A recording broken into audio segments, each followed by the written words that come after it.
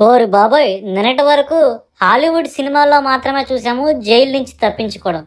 అనకాపల్లి జిల్లాలో సుత్తితో కొట్టి చోడవరం జైలు నుంచి ఇద్దరు ఖైదీలు ఒక్కసారిగా జంప్ అయిపోయారంట. చూశారు కదా ఆ వీడియోలు ఏ విధంగా ఉందో. ఆ సుత్తి ఎక్కడ దొరికిందో కానీ ఇద్దరు కూడా అక్కడున్న హెడ్ వార్డర్ తలపై సుత్తితో తబా తబా కొట్టి అక్కడి నుంచి తాళం చెవులు తీసుకొని పరారైపోయారు. ఆ ఇద్దరు ఎవరు అనుకుంటున్నారా? ఆ చోడవరం జైల్లో ఉన్నారండి.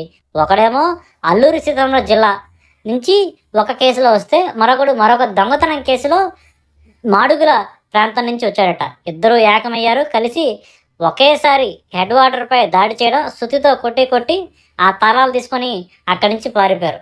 పారిపోతే పోలీసులు ఊరుకుంటారా? వెంట పడుతూనే ఉన్నారు. ఎలా అయినా పట్టుకుంటామంటున్నారు. పట్టుకున్న తర్వాత పోలీస్ ట్రీట్మెంట్ మామూలుగా ఉండదు కదా. ఆ ట్రీట్మెంట్ ఎలా ఉంటుందో మీకు తెలిస్తే కామెంట్ చేయండి.